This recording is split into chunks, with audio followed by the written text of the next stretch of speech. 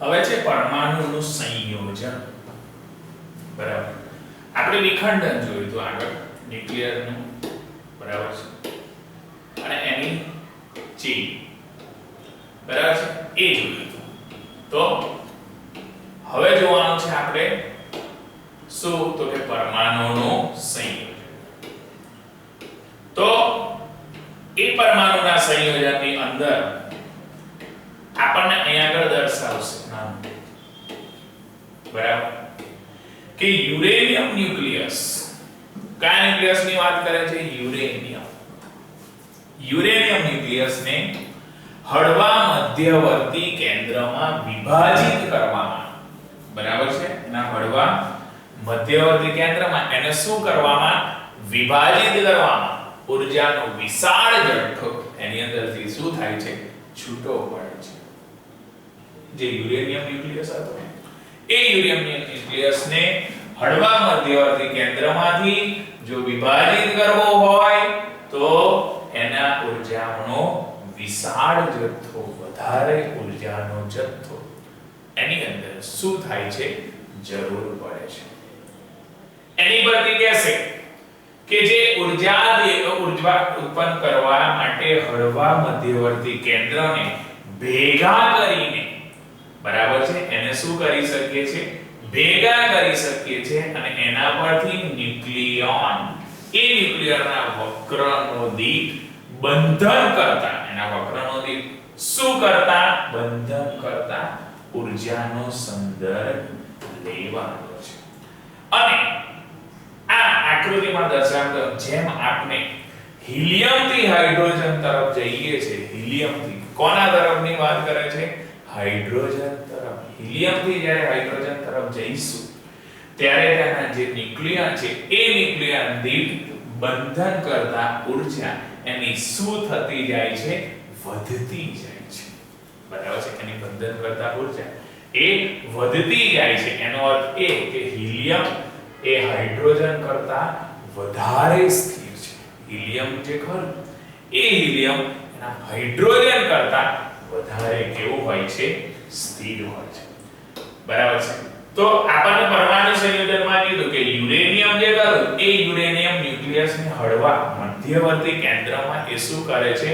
વિભાજિત કરવામાં આવે છે. અને વિભાજિત કરવામાં જેથી ઊર્જાનો વિશાળ જથ્થો એમાંથી છૂટો પડે. અને વિશાળ જથ્થો જ્યારે છૂટો પડશે ત્યારે ઊર્જા ઉત્પન્ન કરવા માટે એને હળવા મધ્યવર્તી કેન્દ્રમાં એ ભેગા થાય છે. ભેગા કરશે ત્યારે જે ન્યુક્લિયન છે એ ન્યુક્લિયન વક્રનો દીઠ એની બંધન કરતા એ ઊર્જાની સંદર્ભમાં આપણે લઈએ તો એમાંથી કહેશે હિલિયમથી હાઇડ્રોજન તરફ જવાનું છે. કોના તરફ જવાનું છે? હિલિયમથી હાઇડ્રોજન. અને હિલિયમથી હાઇડ્રોજન તરફ જઈશું તો કે છે ન્યુક્લિયન દીઠ એ બંધન ઊર્જા એની વધતી જાય છે, બરાબર. બંધન ઊર્જા જો વધતી જશે તો કે આનો મતલબ હિલિયમ એ હાઇડ્રોજન કરતા કેવો કહેવા દેશે? વધારે સ્થિર કહેશે.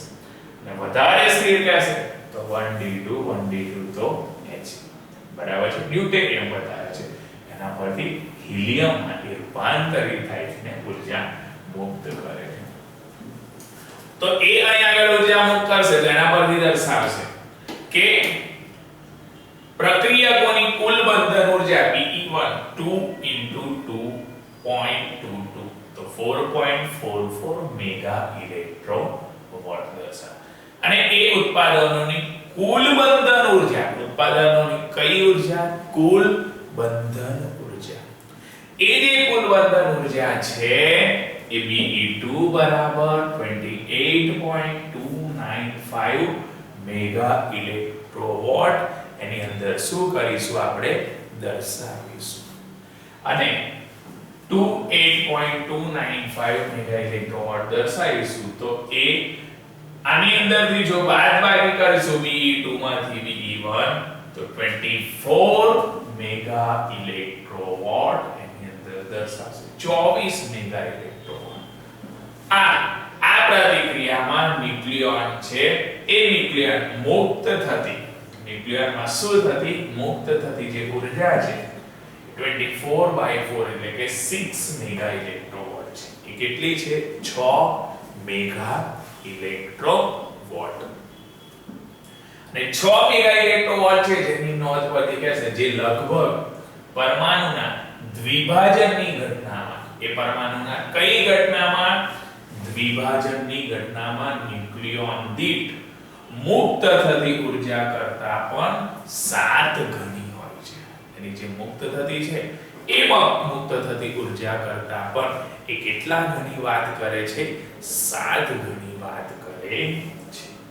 આમ જે રિએક્ટર હતો એ રિએક્ટરની કોરમાં બહાર આવતા, એ રિએક્ટરની કોરમાંથી ક્યાં આવતા, બહાર આવતા, રિએક્ટરની કોરમાંથી બહાર આવતા વિકિરણો એ વૈજ્ઞાનિકો અને અન્ય કર્મચારીઓને સુરક્ષિત કરવા માટે, બરાબર છે, એ રિએક્ટરની કોરમાંથી બહાર આવતા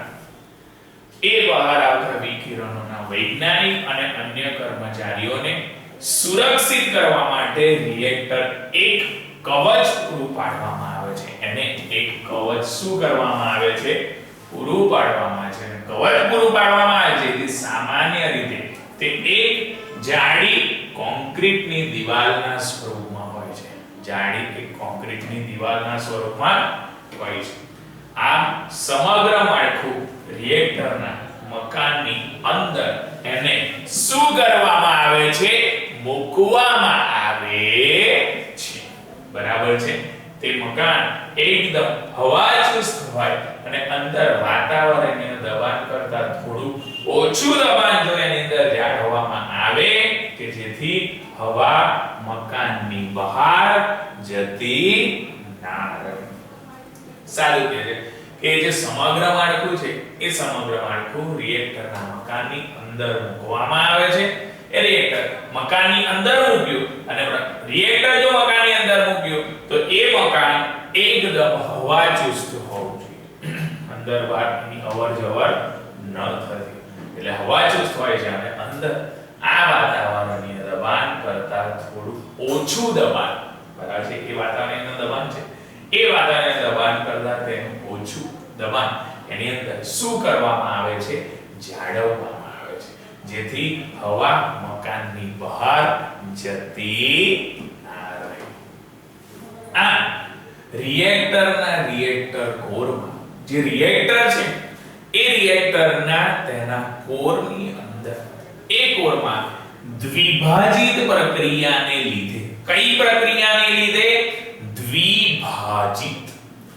દ્વિભાજિત પ્રક્રિયાને લીધે ઉત્પન્ન થયેલી ગરમી અથવા રિએક્ટર એ ઉત્પન્ન થયેલી ગરમી કે રિએક્ટરની આસપાસ શીત કે ફેરવવાથી દૂર કરવામાં આવે છે. અને શીત કે ફેરવવાથી શું કરવામાં આવે છે, દૂર. અને એ દૂર કરવામાં આવે છે તો કે આ ગરમ થયેલી શીતલ તેની ગરમી પ્રવાહીના માધ્યમને આવે છે. એની ગરમી એ કયા માધ્યમને આવે છે, પ્રવાહીના માધ્યમને. એ પ્રવાહીના માધ્યમને આવશે ત્યારે વરાળ ઉત્પન્ન કરે છે. એ શું કરે છે, વરાળ. અને વરાળ ઉત્પન્ન કરે છે ત્યારે પાવર પ્લાન્ટમાં વીજળી ઉત્પન્ન કરવા માટે, પાવર પ્લાન્ટમાં શું ઉત્પન્ન કરવા માટે, વીજળી ઉત્પન્ન કરવા માટે ટર્બાઇન જનરેટર સિસ્ટમ, બરાબર છે, એનું જે ટર્બાઇન છે એ ટર્બાઇન જનરેટર સિસ્ટમ ચલાવવા માટે શું થાય છે, વપરાય છે. અને એ જ્યારે વપરાશે ત્યારે કહે છે સંશોધન એ રિએક્ટરમાં આનો નિકાલ નદી, તળાવ અથવા દરિયામાં એ કરવામાં આવે છે. કીધું કે જે રિએક્ટર હતું એ રિએક્ટરના કોરની અંદર એને દ્વિભાજિત બરાબર, દ્વિભાજિત પ્રક્રિયાને લીધે ઉત્પન્ન થયેલી જે ગરમી હતી એ ઉત્પન્ન થયેલી ગરમી રિએક્ટરની આસપાસ શીત કે તેને ફેરવવાથી દૂર કરે, ઠંડક, બરાબર છે, ઠંડક આજુબાજુ ઉત્પન્ન કરીએ તો એ ગરમી એની શું થઈ જાય છે, દૂર. અને દૂર થશે ત્યારે આ ગરમ થયેલી જે શીતક છે એ શીતક તેની ગરમી પ્રવાહીના માધ્યમને આવે છે. એની જે ગરમી છે એ ગરમી એના પ્રવાહીના માધ્યમને એ શું થાય છે, આવે છે. અને પ્રવાહીના માધ્યમને આવે છે જેથી વરાળ એની અંદર ઉત્પન્ન કરે છે. અને વરાળ ઉત્પન્ન કરશે ત્યારે પાવર પ્લાન્ટમાં વીજળી ઉત્પન્ન ઉત્પન્ન કરવા. પાવર પ્લાન્ટમાં શું ઉત્પન્ન કરવા? વીજળી. એ પાવર પ્લાન્ટમાં વીજળી ઉત્પન્ન કરવા માટે ટર્બાઇન જનરેટર સિસ્ટમ ચલાવવા માટે એ શું થાય છે? વપરાય છે. બરાબર છે. એ ટર્બાઇન જનરેટર ચલાવવા માટે જ્યારે સિસ્ટમ વપરાય છે ત્યારે એ સિસ્ટમ ચલાવવા માટે વપરાય છે અને સંશોધન રિએક્ટરમાં આનો નિકાલ છે નદી, તળાવ અથવા દરિયામાં એ કરવામાં આવે છે. ઓકે, બરાબર. એ દરિયામાં કરી દીધું એટલે આ આપણે થિયરી જોઈ. બરાબર છે. પરમાણુનું સંયોજન. બરાબર.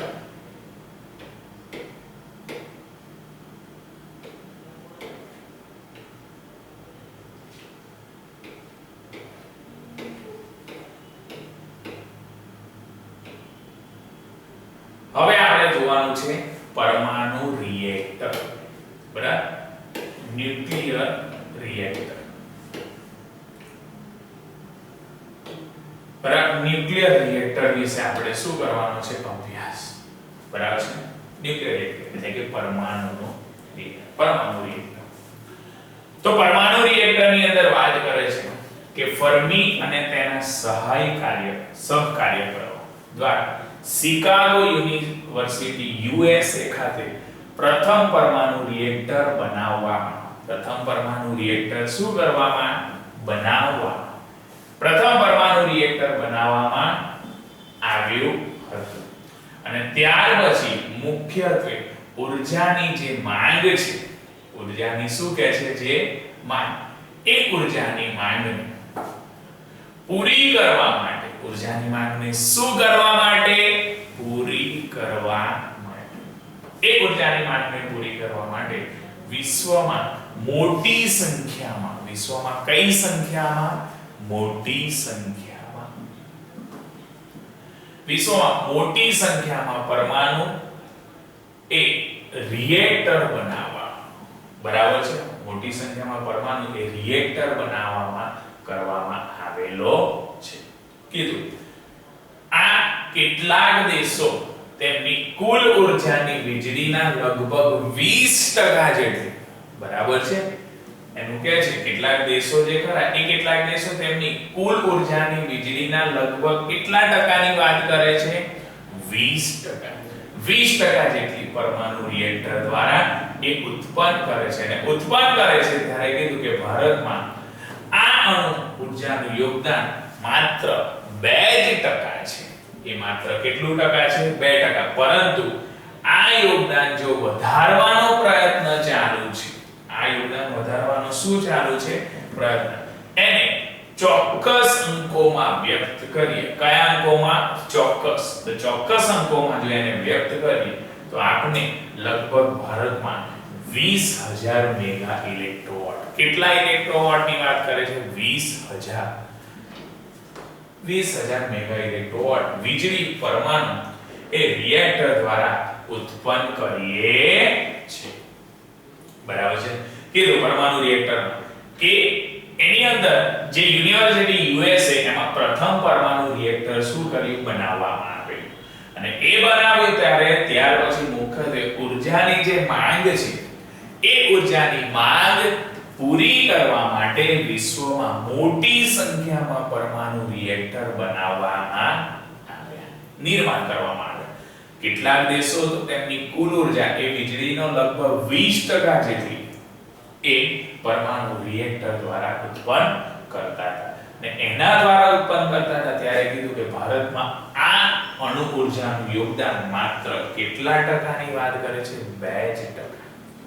પરંતુ આ યોગદાન વધારવાનો પ્રયત્ન ચાલુ છે. અંકોમાં જો એને વ્યક્ત કરીએ તો ભારતમાં એટલે કે ઇન્ડિયાની અંદર 20,000 મેગા ઇલેક્ટ્રોવોટ વીજળી પરમાણુ એ રિએક્ટર દ્વારા ઉત્પન્ન આપણે કરીએ છીએ. જો પરમાણુ રિએક્ટરનું માળખું વિશાળ અને જટિલ હોય, બરાબર છે, મોટું અને પાછું કોમ્પ્લિકેટેડ, એટલા માટે કહે છે કે પરમાણુ રિએક્ટરનું માળખું વિશાળ અને જો જટિલ હોય તો તેમની જે ડિઝાઇન છે એ ડિઝાઇન કરતી વખતે અત્યંત કાળજી રાખવી પડે. એનું સ્ટ્રક્ચર બનાવતી વખતે આપણે એનું શું રાખવી પડે? કાળજી. અને કાળજી રાખવી પડે ત્યારે પરમાણુનો જે પાવર પ્લાન્ટ છે એ પરમાણુ પાવર પ્લાન્ટમાં મૂળભૂત સિદ્ધાંતમાં કોઈ પણ પાવર પ્લાન્ટ જેવો ખૂબ જ સરળ અને સરખો હોય છે. બરાબર છે? એ મૂળભૂત સિદ્ધાંતમાં કોઈ પણ પાવર પ્લાન્ટ કે છે કોઈ પણ પાવર પ્લાન્ટ છે એ કોઈ પણ પાવર પ્લાન્ટ જેવો એ ખૂબ જ સરળ અને સરખો હોય છે. આમ વિભાજનમાં મુક્ત થતી ગરમી કોની અંદર? વિભાજનમાં મુક્ત થતી ગરમીની આસપાસ ફરતે એક શીતક એમ કહી શકો, એટલે પેલું એડજસ્ટ કરવા માટે ગરમી.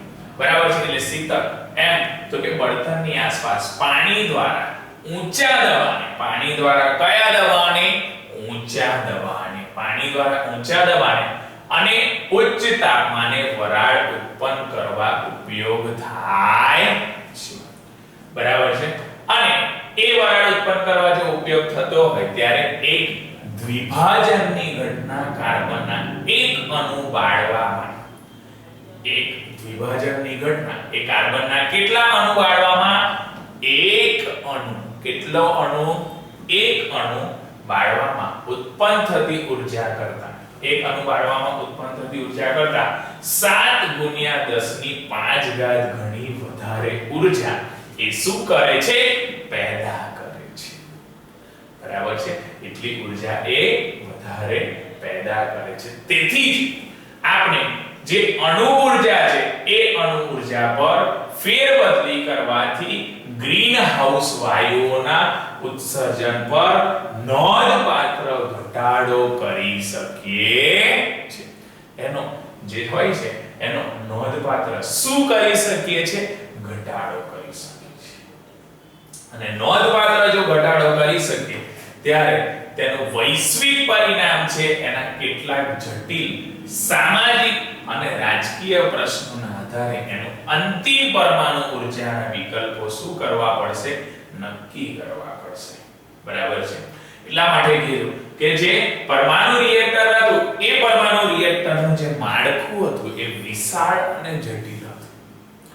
હવે વિશાળ અને જટિલ હતું તો તેના પરથી એની ડિઝાઇન કરતી વખતે એની કાળજી રાખવી પડે. ત્યારે કહે છે કે પરમાણુના જે પાવર પ્લાન્ટ છે એ પરમાણુના પાવર પ્લાન્ટનો મૂળભૂત જે સિદ્ધાંત હતો એ કોઈ પણ પાવર પ્લાન્ટ જેવો ખૂબ જ સરળ અને સરખો હોય છે. એ ખૂબ જ સરળ અને સરખો હશે ત્યારે વિભાજનમાં જે મુક્ત થતી ગરમી હતી એ મુક્ત થતી ગરમીની આસપાસ એ ફરતે એક શીતક, બરાબર છે? એક શીતક એમ બળતણની આસપાસ પાણી દ્વારા ઊંચા દબાણે અને ઉચ્ચ તાપમાને વરાળ ઉત્પન્ન કરવામાં શું થાય છે? ઉપયોગ થાય છે. આમ એક દ્વિભાજનની ઘટના કાર્બનના એક અણુ બાળવામાં ઉત્પન્ન થતી ઊર્જા કરતા 7 × 10⁵ ગણી વધારે ઊર્જા એ શું કરે છે? પેદા કરે છે. અને એ ઊર્જા પેદા કરશે. તેથી જ આપણે એ અણુ ઊર્જા પર ફેરબદલી કરવાથી ગ્રીનહાઉસ વાયુઓના ઉત્સર્જન પર નોંધપાત્ર એની અંદર શું થાય છે? ઘટાડો કરી શકાય. અને ઘટાડો કરશે ત્યારે વૈશ્વિક પરિણામો સાથે જટિલ સામાજિક અને રાજકીય પ્રશ્નોને આધારે આપણે અંતિમ પરમાણુની ઊર્જા એ વિકલ્પો નક્કી કરશે. એના પરથી કહે છે કે વરાળ વીજળી ઉત્પન્ન કરવા માટે એક ટર્બાઇન જનરેટરની સિસ્ટમ શું કરે છે? લગાવે છે. એની અંદરથી વરાળ એ વીજળી ઉત્પન્ન કરવા માટે શું કરવા માટે? વીજળી ઉત્પન્ન કરવા માટે એક ટર્બાઇન જનરેટર સિસ્ટમમાં શું કરવામાં આવે છે? લગાવવામાં આવે છે. એ સંશોધન ગરમીનો નિકાલ એક નદી સમુદ્ર માટે કરવામાં આવે છે. કાંટામ્વે એ મુંબઈના ભાભા ઓટોમેટિક રિસર્ચ સેન્ટર અથવા કલ્પાક્કમ સ્થિત જે પ્રક્રિયામાં બે હલકા બીજક ભેગા મળીને શું થઈને ભેગા મળીને એક ભારે બીજક ન્યુક્લિયસ એને શું કરે છે? બનાવે છે. અને ભારે ન્યુક્લિયસ એ બીજક બનાવશે તો તેને તેનું પરમાણુનું શું કહેવામાં આવે છે? સંયોજન કહેવામાં આવે છે. એને એનું સંયોજન એટલે કીધું વરાળ વીજળી ઉત્પન્ન કરવા માટે એ જે એક ટર્બાઇન દ્વારા કોના દ્વારા ટર્બાઇન જનરેટર સિસ્ટમ ચલાવશે અને એ ટર્બાઇન સિસ્ટમ જનરેટરની સિસ્ટમ જે ચલાવશે એમાં રિએક્ટરમાં ગરમીનો જે નિકાલ છે એ ગરમીનો નિકાલમાં એક સમુદ્રમાં કરવામાં જેમાં ટ્રામવે મુંબઈના ભાભા ઓટોમેટિક રિસર્ચ સેન્ટર અથવા કલ્પાક્રમ સ્થિતમાં જે પ્રક્રિયામાં બે હલકા બીજક બે કેવા કહે છે હલકા બીજક એ ભેગા મળીને બે હલકા બીજક શું મળીને ભેગા મળીને એક ભારે બીજક એટલે કે ન્યુક્લિયસ એ શું કરે છે બનાવે છે.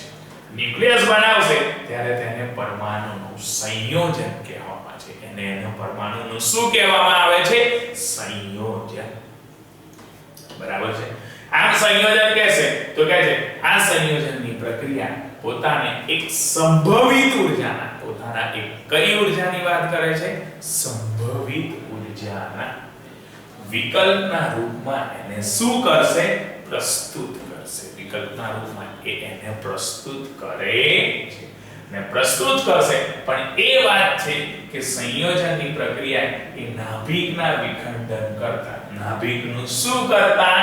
વિખંડન કરતા એ નાભિકના વિખંડન કરતા મેળવવી વધારે કઠિન હોય છે. બરાબર છે. એને વિખંડન કરતા મેળવવી વધારે કઠિન હોય છે કારણ કે એમાં બંને ન્યુટ્રોન્સ એ ધન વિદ્યુતભાર ધરાવે છે. બંને જે એના ન્યુટ્રોન્સ હોય છે એ બંને ન્યુટ્રોન્સ એ ધન વિદ્યુતભાર શું કરે છે? ધરાવે છે. અને ધન વિદ્યુતભાર ધરાવે છે ત્યારે કહે છે આપણે જ્યારે બંનેને સાથે લઈને એક બીજકમાં સંયોજિત કરવાની કોશિશ કરીએ. બરાબર છે. એ બંને બીજકને શું કરીને? સાથે લઈને. બરાબર છે. એ સાથે લઈને જો એને સંયોજિત કરવાની કોશિશ કરીએ ત્યારે તે એકબીજાને શું કરશે? અપાકર્ષિત થાય છે. એકબીજાને કેવું થાય છે? અપાકર્ષિત. અને અપાકર્ષિત થશે અને પ્રતિક્રિયા સામાન્ય રીતે અશક્ય બની જશે. એ કેવું બની જશે? અશક્ય બની જશે. બરાબર છે. સાદી વાત કરી કે સંયોજનની જે પ્રક્રિયા છે એ સંયોજનની પ્રક્રિયા પોતાને એક સંભવિત ઉર્જાના વિકલ્પના રૂપમાં એને શું કરે છે? પ્રસ્તુત કરે છે અને એ સંભવિત વિકલ્પના રૂપમાં પ્રસ્તુત કરશે પણ એ વાત છે કે સંયોજનની જે પ્રક્રિયા છે એ નાભિકના વિખંડન કરતા મેળવવાની વધારે કઠિન હોય છે કારણ કે એમાં બંને ન્યુટ્રોન્સ એ ધન વિદ્યુતભાર ધરાવે છે અને આપણે જ્યારે બંનેને સાથે લઈએ છે બંનેને કેવા લઈએ છે?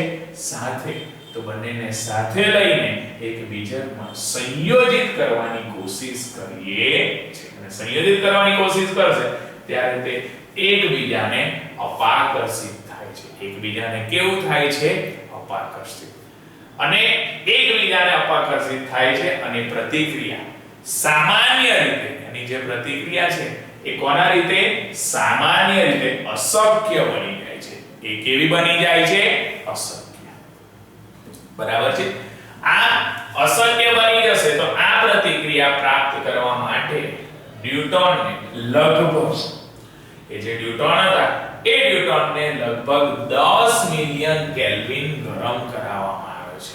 10 મિલિયન કેલ્વિન એને શું કરાવવામાં આવે છે? ગરમ કરાવવામાં આવે છે. બરાબર છે. અને જો એને 10 મિલિયન કેલ્વિન જો ગરમ કરાવવામાં આવે બરાબર છે તો જેથી તે હિલિયમના બીજક જોડે ટકરાય એમાં જોડાતા પહેલા અણગમો દૂર કરવા એ શું કરવા માટે? અણગમો દૂર કરવા પૂરતી ગતિ ઉર્જા એ શું કરે છે? પ્રાપ્ત કરે છે. એની પૂરતી જે ગતિ ઉર્જા છે એ પૂરતી ગતિ ઉર્જા એને શું કરશે? પ્રાપ્ત કરશે. પરંતુ આવા સતત તાપમાન જાળવવા માટે આવું સતત એનું તાપમાન છે એ સતત તાપમાન જાળવવા માટે એક સાથે એને સંકળાયેલી સમસ્યાનો ઉકેલ એ સંપૂર્ણપણે કરવામાં આવ્યો નથી.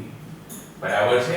એ સમસ્યાનો ઉકેલ સંપૂર્ણપણે કરવામાં આવ્યો નથી. અને હવે જો એ દિવસો દૂર નથી, આમ જ્યારે ઊર્જાના આ સ્ત્રોતનો ઉપયોગ માટે નિયંત્રિત તાપીય પરમાણુની જે પ્રતિક્રિયા છે એ પ્રતિક્રિયાની આપણને શું પડશે? તો કે જરૂર પડશે. બરાબર છે? એ પ્રતિક્રિયાની આપણને શું પડશે? જરૂર પડશે. તો કે છે કે આ પ્રતિક્રિયા પ્રાપ્ત કરવા માટે આપણે ન્યૂટનને લગભગ 10 મિલિયન 1-2 મિલિયનની વાત નથી કરતા, 10 મિલિયન કેલ્વિન ગરમ કરવામાં આવે છે. બરાબર છે? એ 10 મિલિયન કેલ્વિન જો ગરમ કરશે જેથી હિલિયમના બીજક જોડે એ ટકરાશે અને હિલિયમના બીજક જોડે ટકરાઈને એમાં જોડાતા પહેલા, એમાં શું કરતા પહેલા? જોડાતા પહેલા અણગમો દૂર કરવા, એના અંદર જોડાતા પહેલા એની અંદર અણગમો દૂર કરવા માટે પૂરતી ગતિ ઊર્જા એની અંદર શું કરશે? એ પ્રાપ્ત કરશે. અને પૂરતી જો ગતિ ઊર્જા પ્રાપ્ત કરે, પરંતુ આવા સતત તાપમાન જાળવવા માટે એક સાથે સંકળાયેલી, કેટલા સાથે? એક સાથે સંકળાયેલી, બરાબર છે?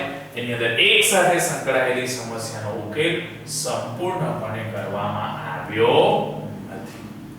હવે જો કે એ દિવસો દૂર નથી, પરંતુ જ્યારે ઊર્જાના આ સ્ત્રોતોનો ઉપયોગ માટે નિયંત્રિત તાપીય પરમાણુ કે પ્રતિક્રિયાની જરૂર પડશે.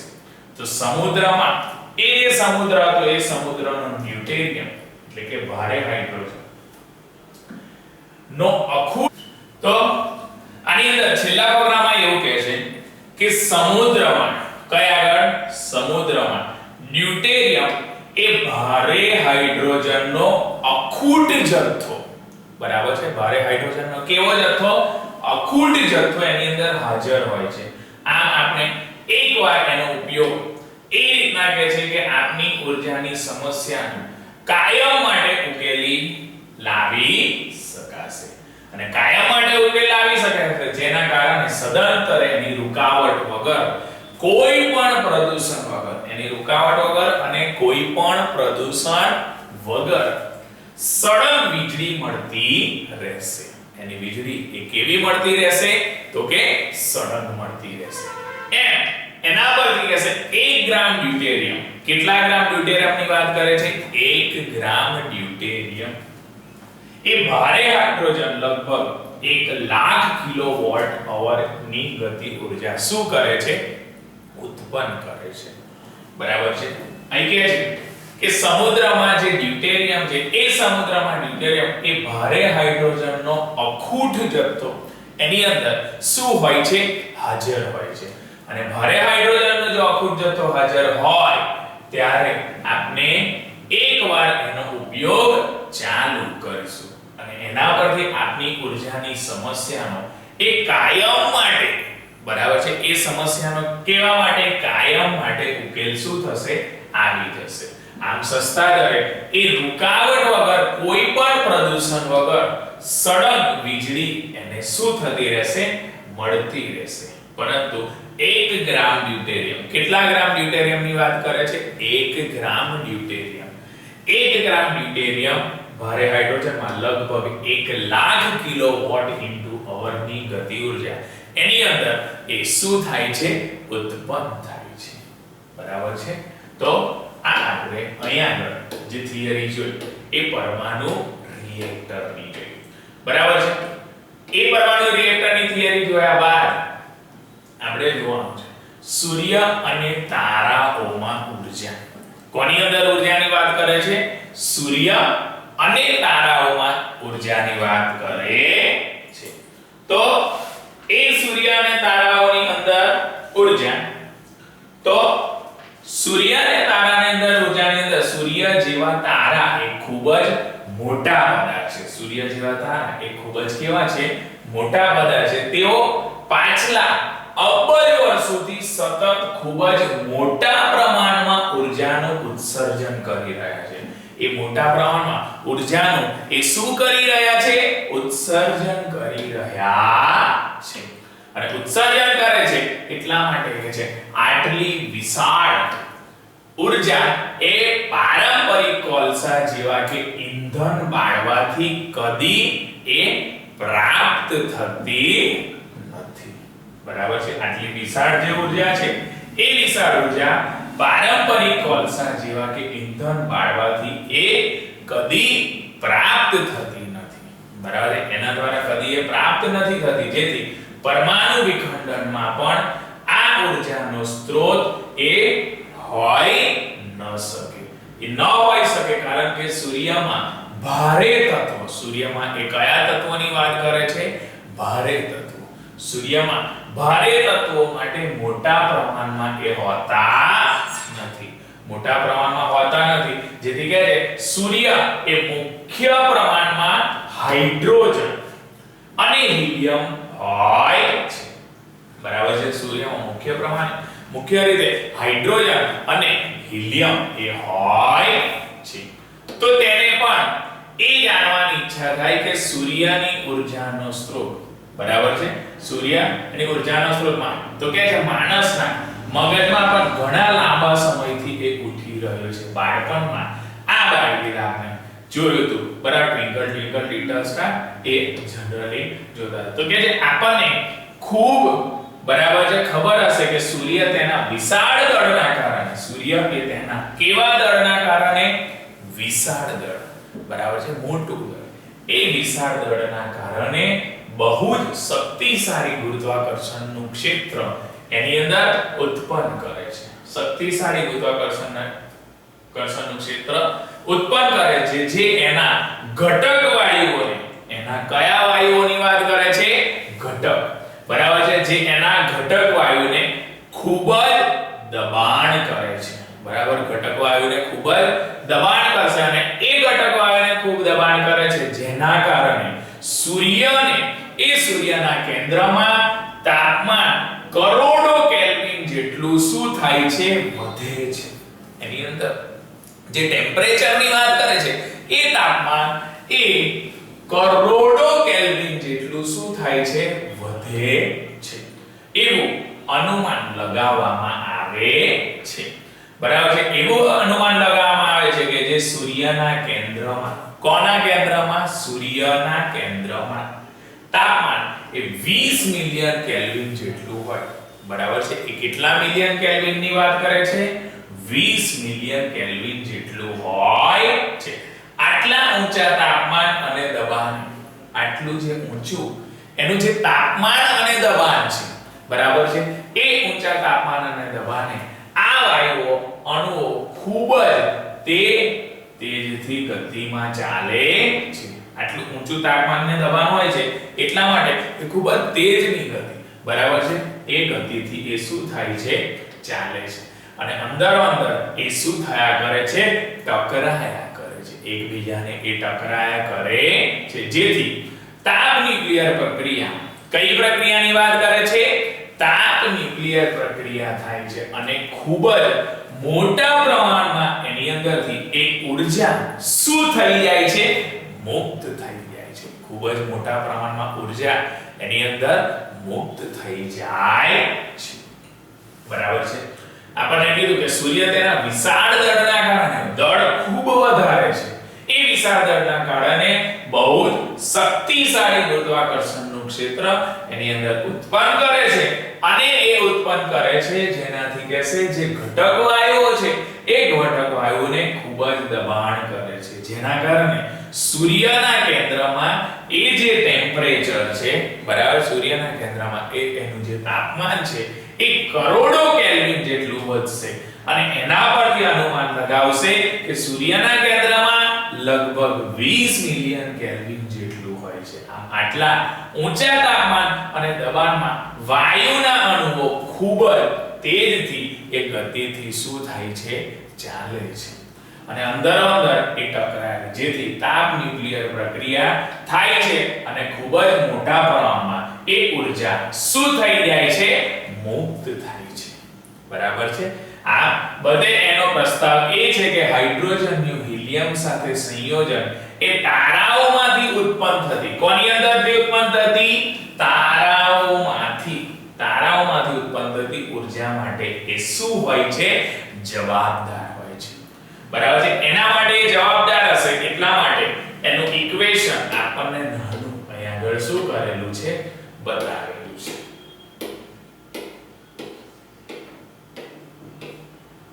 બરાબર. આપણને નાનું અહીં આગળ ઇક્વેશન બતાવે. ઇક્વેશનમાં હાઇડ્રોજન છે.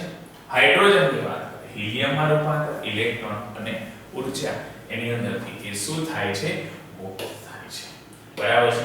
તો આ બધાના પરિણામ પરથી એ ખબર પડશે કે 4 હાઇડ્રોજન, કેટલા હાઇડ્રોજનની વાત કરે છે? 4 હાઇડ્રોજન બીજક એટલે કે ન્યુક્લિયસ એ હિલિયમના ન્યુક્લિયસ સાથે સંયોજિત થાય છે. એ હિલિયમના ન્યુક્લિયસ સાથે શું થાય છે? સંયોજિત થાય છે.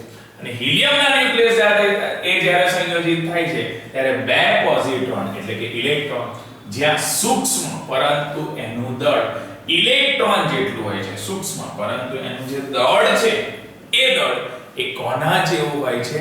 ઇલેક્ટ્રોન જેટલું. બરાબર છે. એ સૂક્ષ્મ પરંતુ એનું દળ ઇલેક્ટ્રોન જેટલું અને ધન વિદ્યુત ભાર પણ શું કરે છે? ધરાવે છે. બરાબર છે.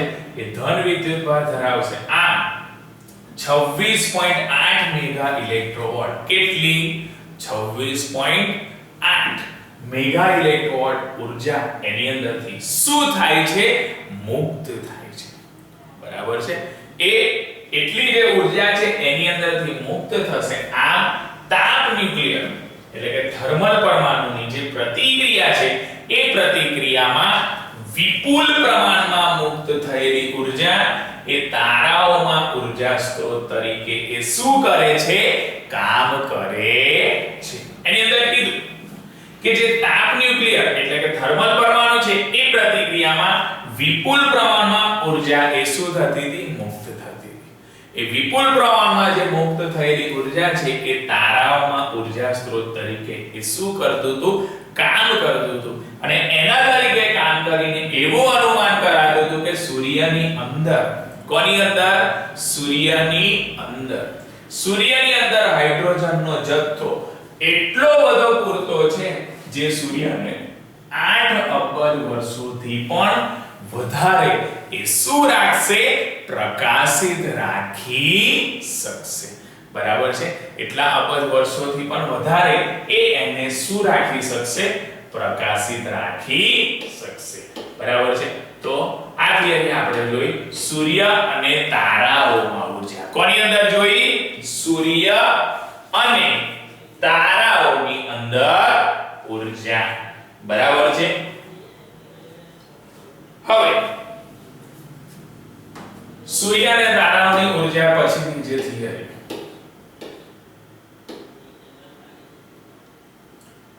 પરમાણુ ઊર્જાની વાત કરે છે. કોની વાત કરે છે? પરમાણુ ઊર્જા, ન્યુક્લિયર એનર્જી. તો પરમાણુ ઊર્જામાં કહે છે આપણે બધી જ આર્થિક પ્રવૃત્તિઓ, કોઈ પણ આપણે બધી આર્થિક પ્રવૃત્તિઓ એ પ્રવૃત્તિઓ કરવા માટે કોની જરૂર પડે છે? ઊર્જાની જરૂર પડે છે. અને બધી આર્થિક પ્રવૃત્તિઓ કરવા માટે જે ઊર્જાની જરૂર પડતી હોય તો એક માથા દીઠ ખર્ચાયેલી ઊર્જાની જે માત્રા છે એ ખર્ચાયેલી ઊર્જાની માત્રા કોઈ પણ દેશની પ્રગતિનું એ શું દર્શાવે છે? માપ છે.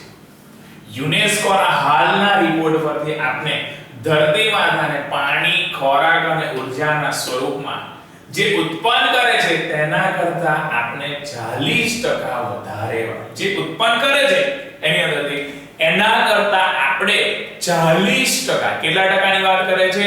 40% એ વધારે વાપરીએ છીએ. હકીકતમાં જે માનવ સમાજ છે એ ઊર્જાની સુરક્ષા અને ઊર્જાના જે નવા સ્ત્રોતો છે એ ઊર્જાના નવા સ્ત્રોતો માટે એને પ્રયત્ન કરી રહ્યા છે.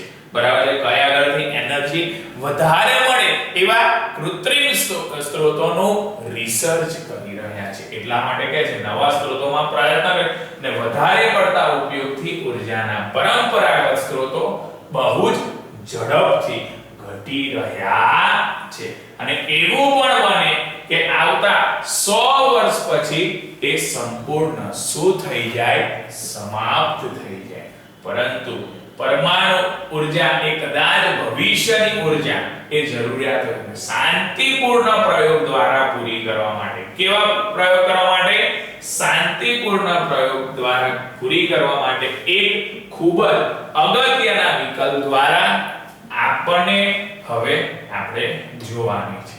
તો અલગ અલગ પ્રયોગની વાત કરે. શાંતિપૂર્ણ પ્રયોગમાં કે છે પહેલું કે વીજળીનું ઉત્પાદન એ પરમાણુની ઉર્જાનો સૌથી મહત્વપૂર્ણ અને શાંતિપૂર્ણ પ્રયોગ છે.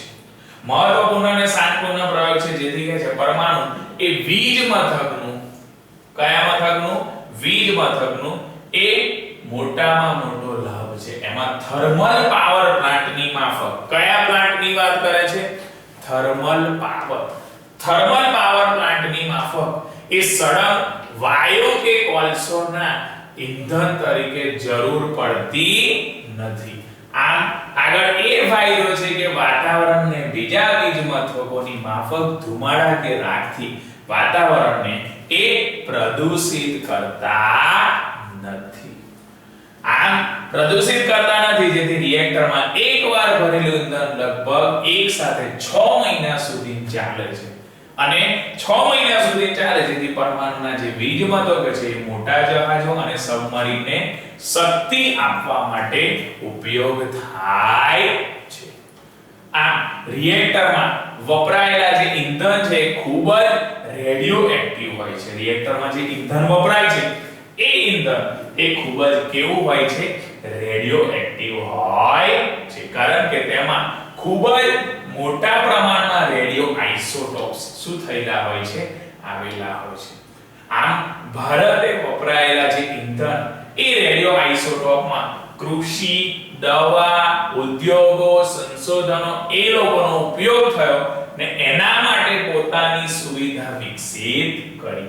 અને પોતાની સુવિધા વિકસિત કરી એમાં રેડિયો એક્ટિવના કચરામાંથી રેડિયો એક્ટિવ કિરણો ફેલાતા રોકવા માટે, સામાન્ય રીતે તેમને ભારી લોખંડના ખોખાઓ, બરાબર છે, ભારે લોખંડના જે ખોખાઓ છે એ ખોખાઓ મૂકીને મીઠાની ખાંડમાં ઊંડે દાટી દેવામાં આવ્યા. અને એની અંદર નોંધપાત્ર વિવાદ એ થયો કે વિનાશક પદાર્થ જેનો નમૂનો 6 ઓગસ્ટ 1945માં જોવા મળ્યો, જ્યારે અણુબોમ્બ એ જાપાનના હિરોશીમામાં પડવાથી લાખો લોકો થોડા જ સમયમાં શું પામ્યા, મૃત્યુ પામ્યા. અને થોડાક સમયમાં મૃત્યુ પામવા બહુ જ શક્તિશાળી હાઇડ્રોજન અને નાઇટ્રોજન બોમ્બ પણ શું થયા, વિકસિત થયા.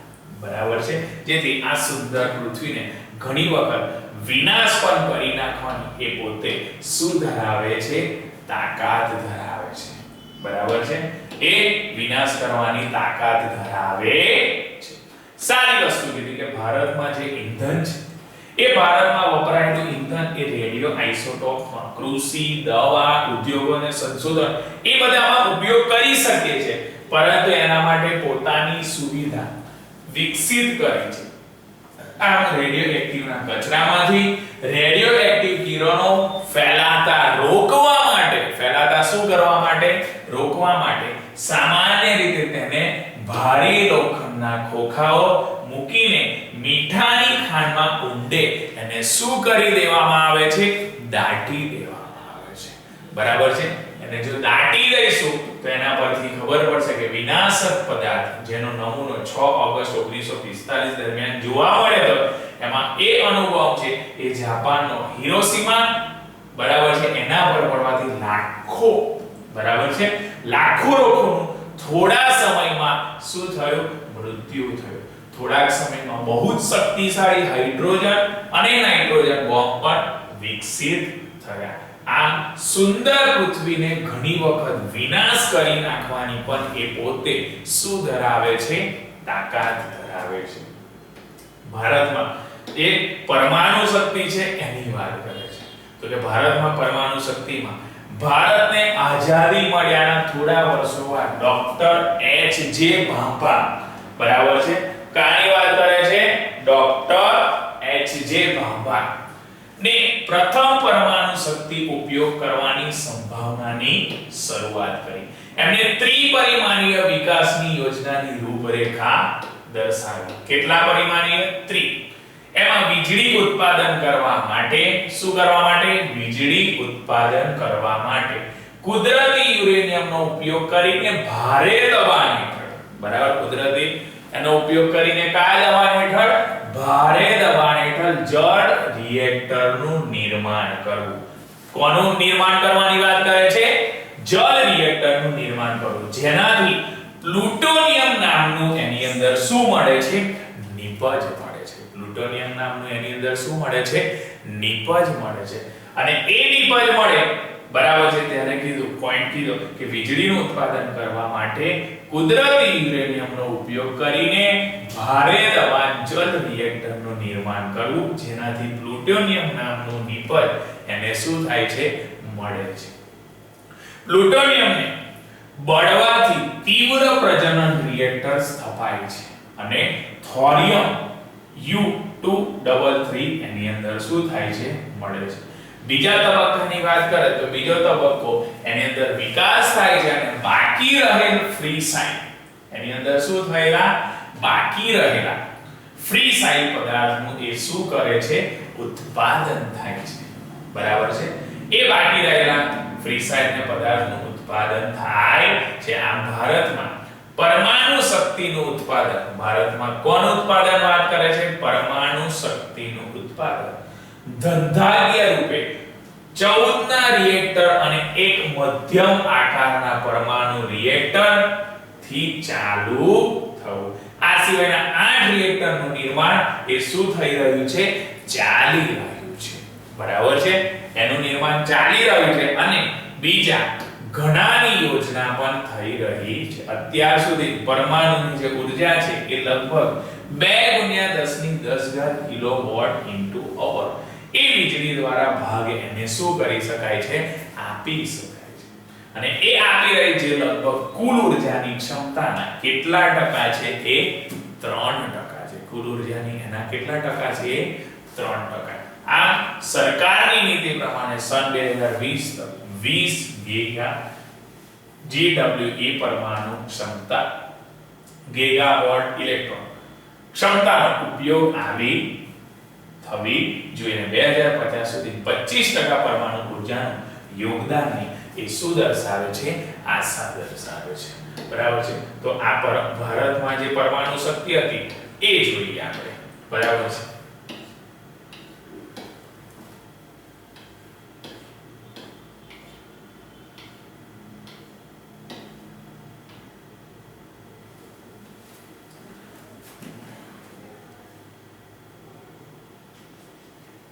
બરાબર. હવે આપણે આગળની થિયરી જોવાની કે પરમાણુના વિકિરણના ખતરા અને તેની સલામતીના ઉપાયો, બરાબર.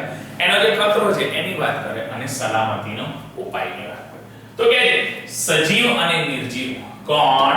સજીવ અને નિર્જીવ પદાર્થ જે આપણી આસપાસના વાતાવરણમાં સમાયેલ છે. આપણા આસપાસના વાતાવરણમાં એ શું થયેલું છે? સમાયેલું છે. તો આસપાસના વાતાવરણમાં સમાયેલ આ વાતાવરણમાં એ પશુ, પંખી, પ્રાણી, જળચર પ્રાણી, મનુષ્ય આ બધા વચ્ચે નાજુક સમતોલન. કેવું સમતોલનની વાત કરે છે? નાજુક સમતોલન કરોડો વર્ષોથી બનેલું. આ સંતુલનને બગાડવાનો ખતરો પણ ઉત્પન્ન થઈ રહ્યો છે. જો આ સંતુલનને બગાડવાનો મુખ્ય એક ઘટક આપણા વાતાવરણમાં સતત રહેલું શું છે? પ્રદૂષણ, બરાબર છે. સતત પ્રદૂષણ થાય છે એટલે આ ઇફેક્ટો થાય છે. આમ આપણા વાતાવરણમાં હાજર ઘણા પ્રદૂષિતોમાંથી સૌથી ખતરનાક એ લાંબા સમય માટે, સૌથી ખતરનાક કયા સમય માટે? લાંબા સમય માટે જીવ વિજ્ઞાનને અસર કરનારા. કયા વિજ્ઞાનને અસર કરનારા? જીવ વિજ્ઞાનને અસર કરનારા અથવા પ્રદૂષિત પરમાણુ એનું શું છે? વિકિરણ છે. આમ અગાઉ આ પરમાણુ વિકિરણો, કોસ્મિક કિરણો અને કિરણોત્સર્ગી ખનિજ જેવા કુદરતી સ્ત્રોતોને લીધે જ એ શું હતા? હાજર હતા. બરાબર છે? એ કુદરતી સ્ત્રોતોને લીધે એ પોતે હાજર હતા અને હવે એ માનસે સ્ત્રોતને લીધે દિવસે ને દિવસે હાજરી શું થતી ગઈ? વધતી ગઈ. એટલા માટે કે છે પરમાણુનું જે પ્રશિક્ષણ છે એ પરમાણુનું પ્રશિક્ષણ પરમાણુના સંશોધન જેવી એટલે કે પરમાણુની સ્થાપના, પરમાણુનું રિએક્ટર, અલગ રોગોને મટાડવા માટે કિરણોત્સર્ગી તત્કાલીન સમયમાં માનવ નિર્મિત પરમાણુ વિકિરણોનો એ શું છે? સ્ત્રોત. એના દ્વારા ઘણી બધી બીમારીઓનો નિગ્લેક્ટ થતો. બરાબર છે?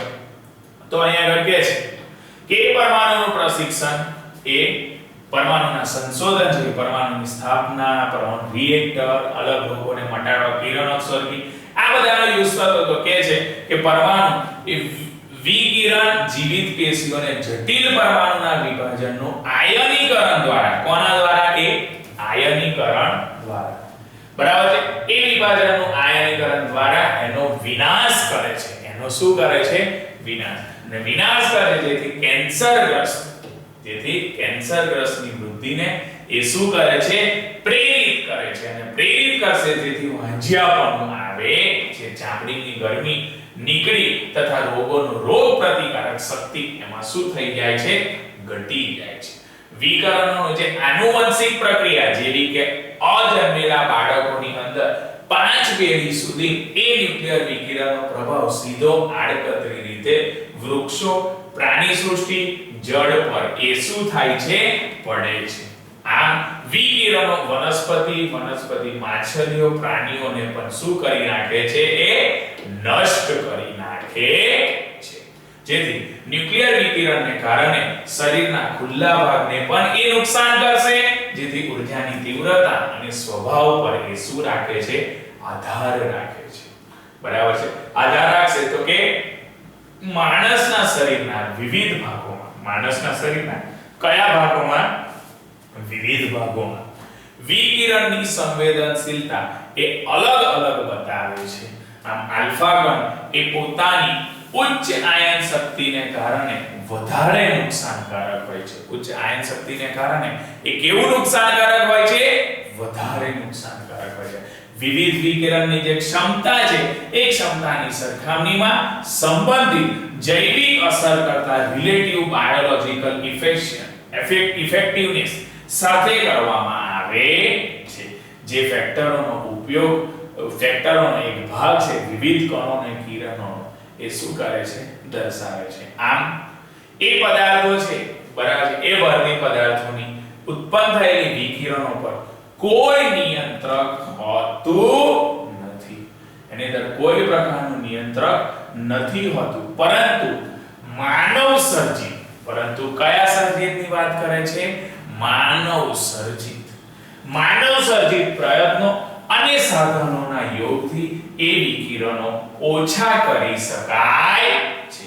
અને એ જે ઓછા કરી શકાય છે એમાંથી કેટલાક નીચે એના પોઈન્ટ આપેલા છે. એમાં પહેલો પોઈન્ટ છે કે ન્યુક્લિયર પરમાણુ એ વિસ્ફોટકોને નાબૂદ કરે છે. બરાબર છે? જે ન્યુક્લિયર છે એ પરમાણુ છે એ વિસ્ફોટકોને એ શું કરે છે? નાબૂદ કરી નાખે છે. એટલે નાબૂદ કરે છે. બરાબર છે? બીજું છે રેડિયો આઇસોટોપનું પણ ઉત્પાદન ઘટાડવું. જે રેડિયો આઇસોટોપ છે, બરાબર છે? એ રેડિયો આઇસોટોપનું ઉત્પાદન આપણે શું કરવું જોઈએ? ઘટાડવું જોઈએ. બરાબર છે? એ રેડિયો આઇસોટોપનું ઉત્પાદન ઘટાડીશું. આમ ફેક્ટરીનો જે કચરો છે જેમાં રેડિયો ન્યુક્લિયાઇડના કણો હોય છે, બરાબર? ફેક્ટરીની અંદર યુઝ થયેલા હશે ન્યુક્લિયર, તો એનો જે કચરો છે એ ફેક્ટરીનો કચરો જેમાં રેડિયો ન્યુક્લિયાઇડ એની અંદર એના કણો છે, જેનો ઉપયોગ સાવધાનીથી કરવો. તેનો ઉપયોગ કઈ રીતના કરવો? સાવધાનીથી. આમ ન્યુક્લિયસની આ જે દવા છે એ દવા અને રેડિયો વિકિરણોનો ઉપયોગ ત્યારે જ કરવો જ્યારે બીજો કોઈ વિકલ્પ ન હોય, અને એનું પણ પ્રમાણ ઉચિત રાખવું અને એ વિચારીને કરવો. બરાબર છે? તો આ આપણે સાવધાની પર એને શું કરવી પડશે? રાખવી પડશે. તો આપણે જોયું કે પરમાણુના વિકિરણનો ખતરો અને સલામતી માટે એનો શું કર્યો છે? ઉપયોગ કર્યો છે. બરાબર છે.